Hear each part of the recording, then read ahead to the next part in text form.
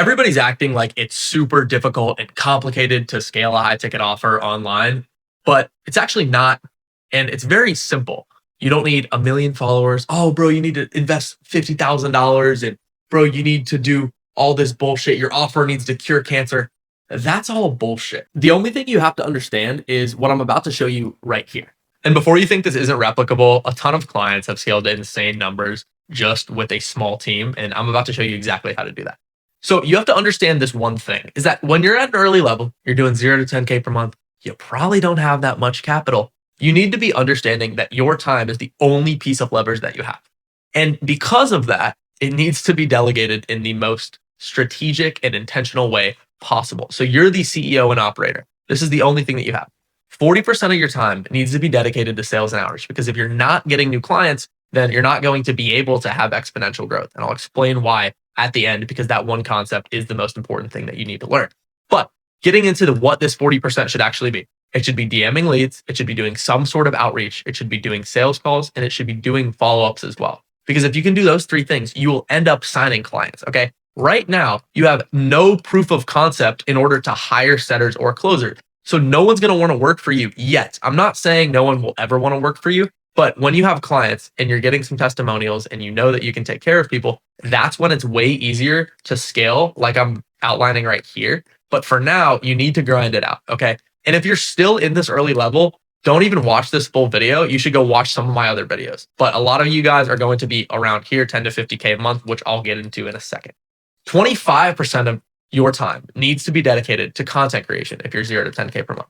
The reason for this is because a personal brand is something that lasts forever and is forever leverageable. If you build a personal brand, it cannot be taken away from you unless you get canceled, but no one really cares about cancellation. So it can never be taken away from you. Okay. If you ever get banned, there's unbanned services, you get the point. You need to be focused on building content, IP, intellectual property, and filming the whole time.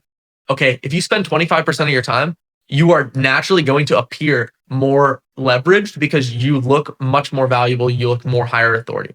And also, this is creating long-term leverage, and it will continue going up because the more value you give, the more authority that people think you have, the easier it is in the long run. Okay.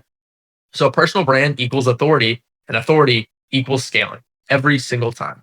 Now, 25% of your time at least needs to be dedicated to fulfillment when you're still 0 to 10K per month. You're a one-person team, but focus on actually building a product that's replicable. Don't just focus on putting all your time into this one thing. Anything that you do for one client, make sure that you can replicate it for another. Okay, so build infrastructure, build systems, SOPs, all that stuff, and make sure that your clients know that you care about them, because that is an incredibly underrated concept nowadays in info. If your clients know you care about them, it's going to be largely beneficial for you. Okay. Client results are quite literally everything, and you will be able to have infinite leverage because of client results. And all we're trying to build in this stage is a ton of leverage. This stage, the entire purpose is for your leverage to be going up, because more leverage equals more money, equals more hiring, equals more delegation, more automation, and ultimately a better brand overall and company. Okay. 10% of the time needs to be for operations. I mean, you have to spend time scheduling, future delegation, building the SOPs, like I said. And the simple tasks you need to be doing, because you cannot afford an executive assistant yet. It should be your first hire. And again, I'll get into that very soon. Should be your first hire. Okay. And build SOPs for those future hires, like I said. Now, once you pass the 10K per month mark, it gets much more strategic. Okay. So you're the CEO operator. You're going to end up hiring an executive assistant and a setter. I promise you it's worth your time, and I'll explain exactly why. First of all, here's what's changing. This right here, where you are spending 40% of your time on sales and outreach, this is changing. You're going to be spending 40% of your time on content and branding, okay? Because you're going to have a setter who's taking care of all of these tasks right here, okay? Now, you still are going to be in sales and conversion, but not fully. The reason that you're so much more dedicated to content and branding is because you're building your authority and you're focusing on doing strategic content. So people, when they see you, they know that you're intentional and that you actually have knowledge that is valuable to them. So as you scale, your brand becomes the highest leverage thing, because all of these tasks that are linear, and we'll get into that in a second, right? All of this right here, linear growth versus exponential growth, those tasks that are linear are going to be taken care of by a setter and an executive assistant. So you need to focus on the exponential leverage things, which are content and branding. Second is leadership. This is one of the most important things in scaling any business ever, okay? Ever. Because if you're spending 25% of your time on leadership, you're going to be building people who are developing into leaders themselves, people who can do the small tasks really, really well to save so much time for you. So put a lot of your time into leadership, right? So focus on training your team. I hired an executive assistant about 2.5 months ago, another one, and I spent 2 weeks on calls with her basically every day, just working and focusing and communicating just to get her to be able to build the things that I needed her to build. Also, optimize your SOPs so that your team knows exactly what to do, and it's literally a procedure that can be replicated over and over and over. Okay, that's when operations is dying. You no longer have to do all this stuff because of your EA, right? So operations are delegated here, and sales and outreach are delegated here, and we're about to get into that. So your sales and conversion need to be high tier because sales calls and exclusivity. Now, when I mean exclusivity, I mean client relationships. You need to be on these sales calls spending more time than you were before because now you have more time. Okay. If you can make people feel exclusive and very special to you, they're going to so much, they're going to be so much more likely to close. Okay. Closing your own deals is always better in this run because founder-led sales is good, right? You'll get a closer later on, which we'll go into. But right now, founder-led sales is what you need to be doing because it's highest leverage. Okay. We're just focusing on highest leverage. That's it. And 15% of your time should be on operations. So this is when you should be implementing AI, automation, and analyzing your actual KPIs to make sure your business is scaling. And you're continuously systemizing your business. Okay. Now with the hires, your executive assistant, it costs you like $400 to $800 a month. Don't be cheap. It's 100% worth it because she can spend 30% of her time on these miscellaneous tasks, organizing the data for you to look at the KPIs, all that stuff. She can spend 60% on building the IP and SOPs so that fulfillment is now so much more systemized and it takes less time, but it's also higher quality.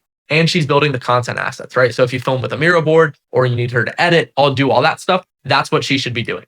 Okay. And 10% of her time should be in scheduling all of your stuff and doing research for your competitors, doing research for your market to make sure that all the content that you're putting out and the IP that she's building is pertinent to what you're actually doing. And a setter you can get in for 5% commission. Now, both of these tasks early on when you hire them, you need to be on top of them. You need to be making sure that they're getting the coaching that they need. Okay. You need to be doing that because if you're not, then they're going to fall behind and it's going to be bad on your part. So 30% of the setter's time should be spent on live conversations and DMing story viewers. Okay. So you'll get an 85 to 90% reply rate to live convos. And if you're DMing people who view your story, and a 15 to 25% booking rate, if you're lining that up right. If you guys want me to do a video about how a setter can actually like have these conversations, I'm more than happy to. Just go ahead and comment that. Also subscribe to the channel because I'm dropping sauce like this 3 to 4 times a week. Okay. And you'd be dumb not to. 60% of the setter's time needs to be spent DMing new followers and engagers. Now, the reason that this is more time spent than this is because you're going to have more followers and engagers than you do story viewers. Naturally, you will. Okay. At least qualified. So 45 to 60% reply rate if you're DMing followers with a solid actual opening message, and a lot to engagers. Engagers are naturally going to have a lower reply rate, but that's why we're anticipating that, saying that this is going to be lower than this. Okay. So 10 to 15% booking rate. Again, I can do a video on exactly how to have these conversations if you guys would like. And then the rest of their time, if they finish all of this and there's literally virtually nothing that they can do more, need to be spent on reaching out to competitors' leads or doing cold outreach. I'm not a fan of cold outreach when you can do all of this warm outreach because warm outreach will always have a better effect. But if you're doing this, you're going to get like a 10% reply rate and like a 1% booking rate. It's just true.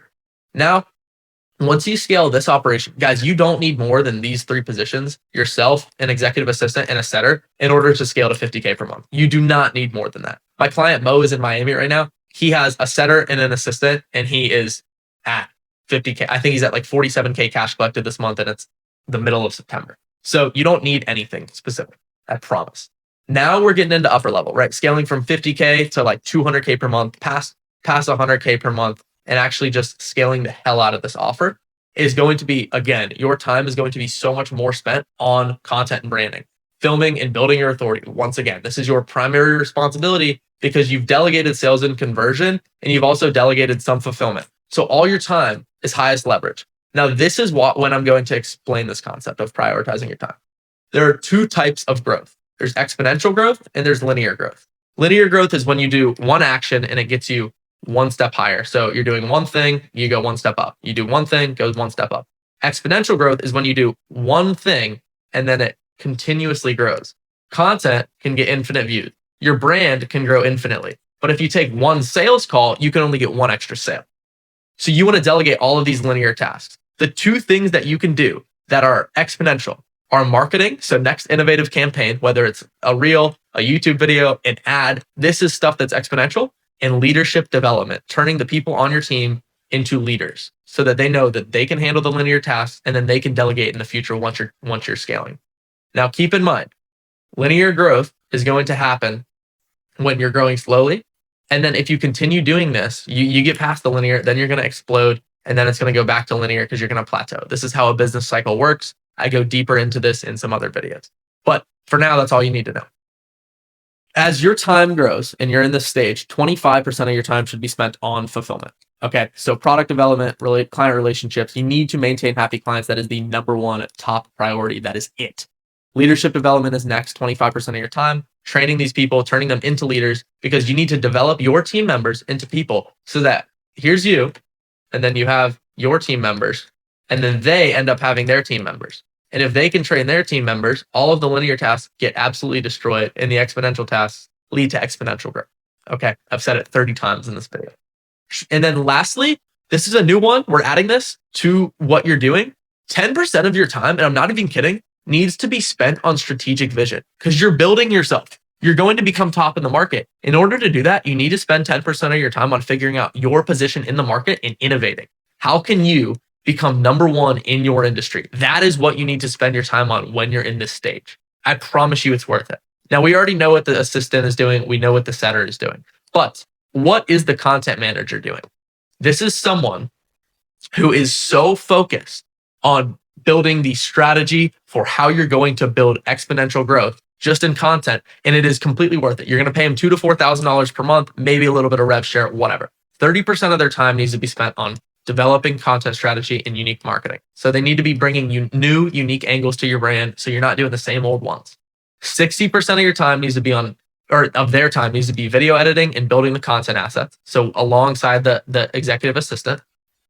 So these time-consuming tasks. And 10% should be on market research and branding style. Okay, so understand what is working and then optimize the identity of your actual brand. The second hire is 10% commission, $2,000 to $3,000, and it's a closer CSM hybrid. The reason that you want a closer CSM hybrid in a high-ticket coaching, consulting, or course selling business or agency is because it's someone who can maintain the relationship with the clients. And when a client hops on a sales call with someone who's involved in the actual process of scaling, they feel much more comfortable than just getting closed by a closer. Okay, so 50% of their time is spent on actually closing. Okay, closing needs to be the top priority to get people in. 45% of their time is spent on client relationships and immediate support. So they need to be giving constant attention to clients. And 5% of their time needs to be spent on reporting and analyzing the leads to make sure that we're increasing close rate. And they need to track why a lead closes or why they don't, so you can continue having the content manager focus on developing content that is going to strategically place the right people onto these calls.